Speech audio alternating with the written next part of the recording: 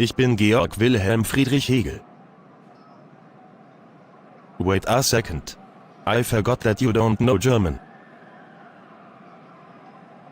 Luckily, I learned English at the seminary. At the seminary, my roommate were Schelling and Hölderlin. Schelling was a philosopher like me, and Hölderlin was maybe the greatest German poet of all time. I am one of the key figures of German idealism. This period begins with Kant. It includes Fichte, Schelling, and me. In all modesty, I am the high point of German idealism. After me, things go downhill with Marx. Marx omits the problem of knowledge that German idealism focuses on. This is why I say things go downhill with Marx. Though I like the political goals of Marx, I don't think he is a good philosopher. I am meeting a contemporary theorist at this café. He is called Todd. He is supposed to be here, but seems to be blowing me off. Though I am not as obsessive as Kant. This is ridiculous.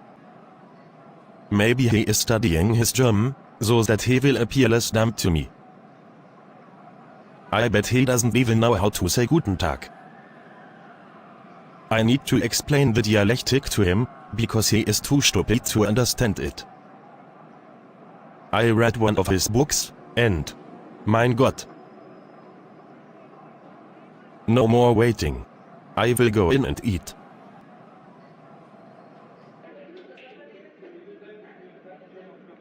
I wanted to meet where I could get a bratwurst. For God's sake. But he is a vegan. And picked a restaurant that doesn't serve meat. What kind of philosopher is a vegan? Maybe he read that idiot Peter Singer, and thinks that humans are animals. But what the hell? I will sit down and order some milkshakes. I like a milkshake almost as much as a bratwurst.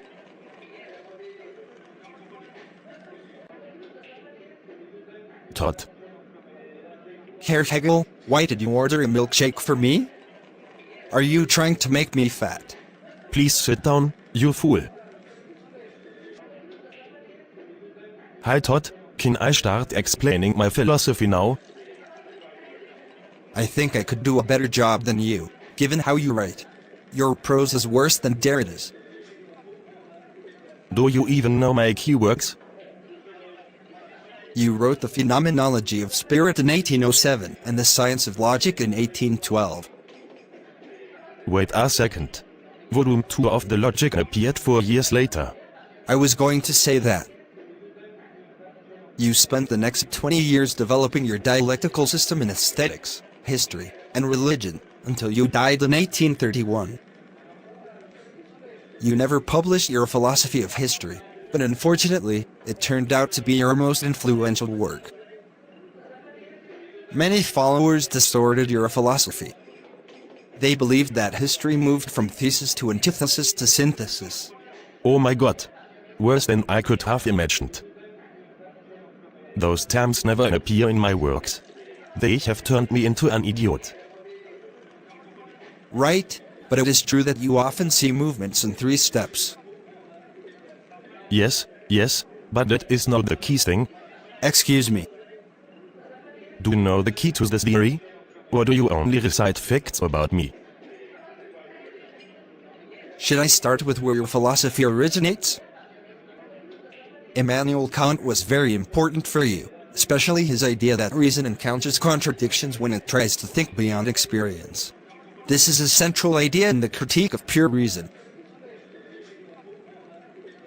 Yes, even my grandmother knows that, and she died before I wrote a word.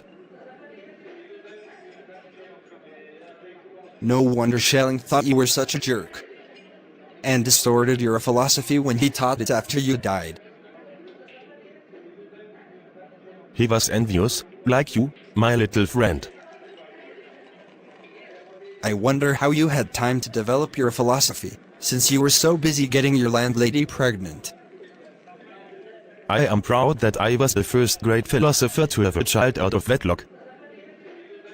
And I loved little Ludwig. You can stop fooling around now and explain where I picked up philosophy after Kant. For Kant, the contradictions of reason lead to a dead end. But for you, Herr Hegel, contradiction is not just negative, but also positive. Bravo, bravo. The contradictions that we encounter in knowledge reveal that being itself must be contradictory. But we only recognize the necessity of contradiction when we think the totality, which is why philosophy must be a system. Not bad, little guy. We are driven on not by the desire to eliminate contradiction, but by the desire to sustain it. Wow, it sounds like I anticipate Freud and psychoanalysis. Yes, I think so.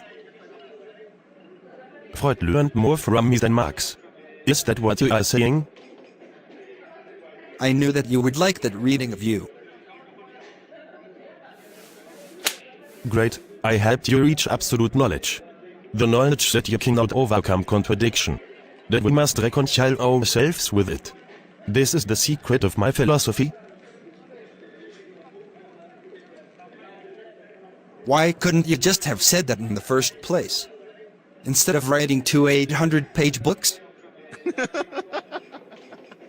You don't understand. You encounter contradiction as necessary only at the end. When you fail to escape it in all possible ways. I think I get it now. But what is the final lesson, Herr Hegel? Tell me a good Hegel joke, to prove that you understand. Do you know this one? I tried to read Hegel once, but found out that I can't.